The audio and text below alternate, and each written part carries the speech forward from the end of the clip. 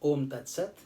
My humble prostrations to the all-pervading energy known as Brahman or God, to my worshipful Guruji, Swami Jyotirmayananda Maharaj, to all the sages and saints of this world, and to each of you divine soul watching today's satsang. Today we will be studying Sutra number 52 from the Sadhana Pad of the Raja Yoga Sutras of Patanjali. Commentary by my worshipful Guruji, Swami Jyotirmayananda, and narrated by myself, Swami Nikhilananda. So, Sutra number 52 is Tatah Kshiyate Prakashavaranam. Let's repeat. Tatah Kshiyate Prakashavaranam. Tatah means by that, the practice of pranayama. Kshiyate is destroyed, Prakasha, light, and avaranam means the veil. Very deep sutra. And this means by that the practice of pranayama, the veil that hides the light of wisdom is destroyed. So there is this wonderful light inside of us, inside the chitta, where we say inside the space of that heart, God particle. So that is that feeling, but these are all hidden. That veil of ignorance is hiding all these deeper mysteries. So as we practice more and more pranayama and we go deeper and deeper, we are able to tear that veil, and therefore we see and come face to face with that light. That is the experience that we all need in our spiritual journey, for which we are doing so much tapasya, so much sadhana. So Yoga Vishishta says there are two seeds of the world process.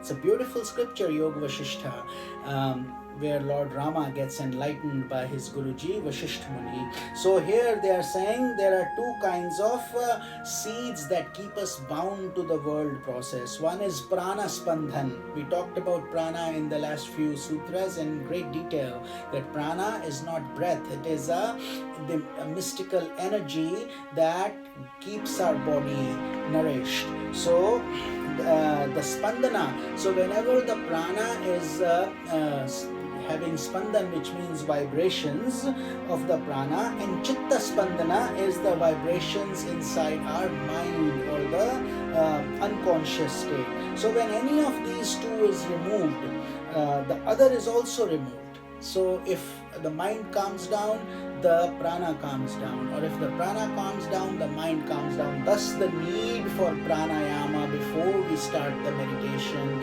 We do those rounds of cleansing, breath cleansing, and so on, so we can go deeper and have a much more profound samadhi experience. That is the whole essence of us to do these purification exercises. But when we say prana and spandana, prana spandana, chitta spandana, mana spandana, they're interrelated. So you stop one, the other automatically stops. So that makes it a little bit easy for us. We don't have to stop each one individually.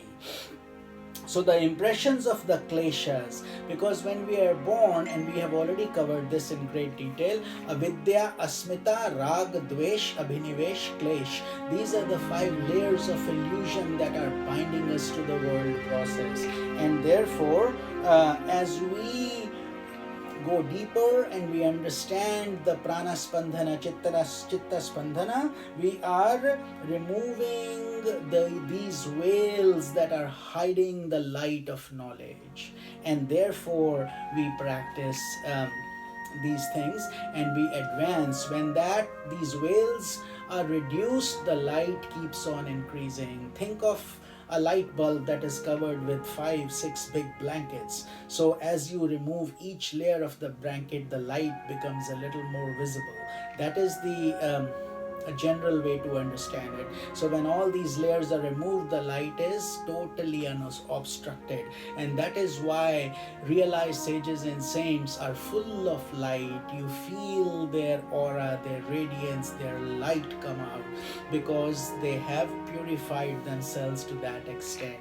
We can also do so, but we need time, patience, and sustained practice.